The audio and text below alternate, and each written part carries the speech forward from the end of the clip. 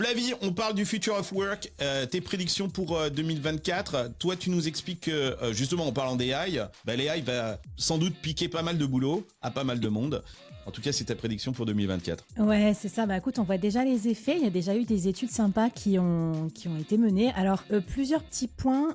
Moi, je pense sur l'AI, en fait, on peut autant faker du travail en faisant moins et en le faisant passer pour sien et donc en tirer les bénéfices que se faire disrupter par l'AI parce qu'elle nous pique notre boulot ou parce que les gens veulent plus payer pour notre prestation. Donc, je pense qu'il y a un peu les deux camps pour le moment jusqu'à ce qu'on régule ou pas ou jusqu'à ce qu'on sache s'il y a des limites entre ce qui est fait par l'humain et par l'AI. Mais est-ce qu'on saura jamais? Moi, ça, j'y crois pas trop parce que c'est comme les correcteurs de texte, c'est comme Google pour trouver des idées et tout ça. Donc voilà, dans le côté, les gens qui profitent de l'AI, parce qu'il y en a, j'ai trouvé cette étude du côté de... C'est Benoît Raphaël, je crois qu'il a posté, il est dans la Hacienda aussi. Donc là, c'est une étude Salesforce et YouGov. Plus de 14 000 employés dans 14 pays ont été sondés. Et du coup, 64% des employés qui utilisent l'AI ont présenté un travail généré par l'AI comme le leur. Donc en fait, ce qu'on voit, c'est que les gens prétendent être meilleurs que ce qu'ils sont en faisant passer le travail de ChatGPT pour le leur. Donc c'est une sorte d'usurpation de travail. Ça m'étonne pas du tout.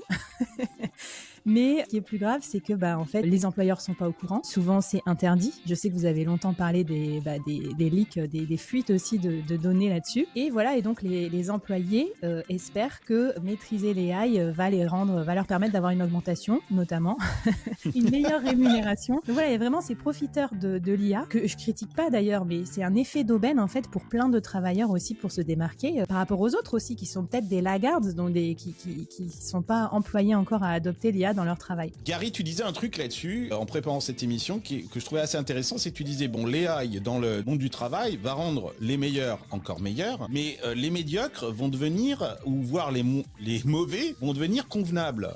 Tu disais un truc comme ça, si je me rappelle bien. En fait, c'est vraiment ça, c'est de se dire en fait, quand t'es bon, tu vas tellement utiliser l'AI pour devenir encore meilleur. Mais c'est un peu comme si les gens qui étaient très bons en maths, une fois que les calculettes sont arrivées, en fait, tous les mecs qui étaient comme moi pas très très bons en maths, finalement ils se débrouillaient en maths parce qu'ils avaient une bonne calculatrice et puis voilà. Et ici c'est la même chose, c'est qu'en fait tu vas te retrouver avec plein de gens qui n'étaient pas forcément bons pour se dire tiens, même fais-moi un plan stratégique pour attaquer le marché européen en tant que sales rep ou peu importe. Et il va te sortir, tu peux demander à l'AI de te sortir ça et puis il va avoir un plan qui est plus ou moins correct par rapport au final ce qu'il a répondu lui-même. Et donc je pense qu'effectivement les gens qui n'étaient pas très bons dans leur boulot vont devenir meilleurs, les gens qui étaient très bons vont devenir encore meilleurs, mais je pense que le gain il est plutôt sur les gens médiocres que sur les gens très bons.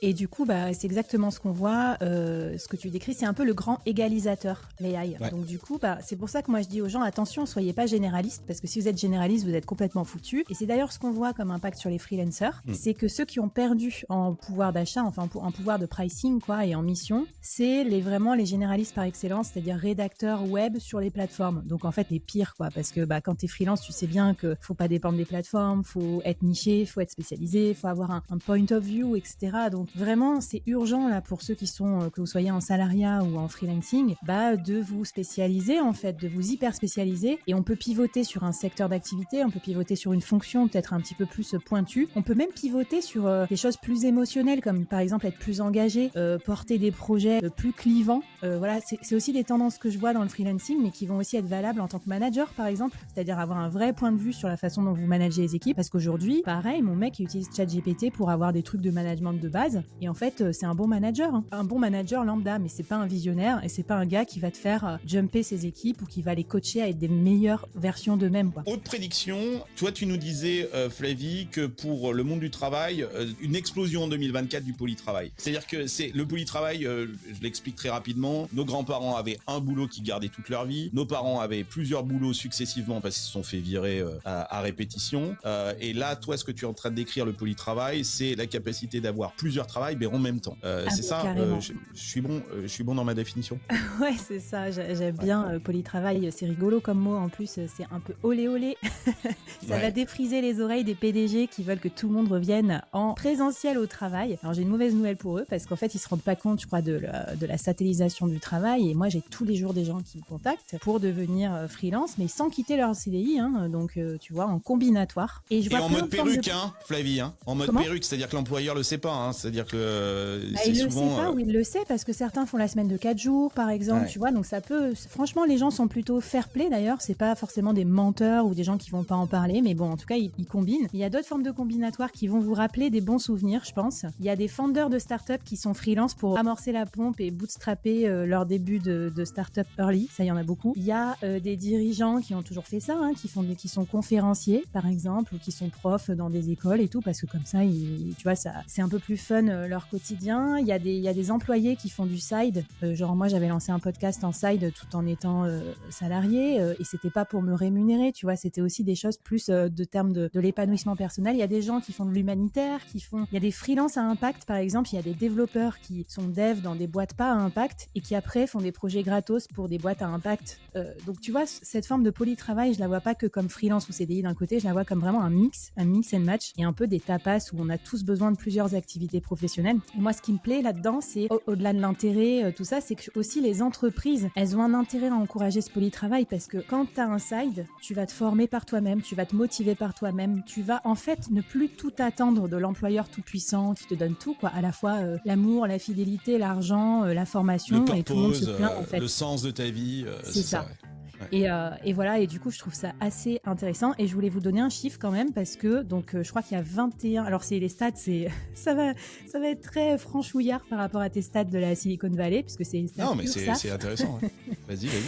Mais donc c'est 23% des auto-entrepreneurs fin 2021 cumulent avec un emploi salarié dans le privé. Et puis chez les jeunes, c'est plus accentué, parce que 34% des jeunes disent vouloir vivre une carrière combinant les deux, et jusqu'à 70% des jeunes qui veulent entreprendre. Donc voilà, je pense que la Gen Z va être encore plus polytravailleuse que nous. Et on les traite de glandeurs, et en fait pas du tout.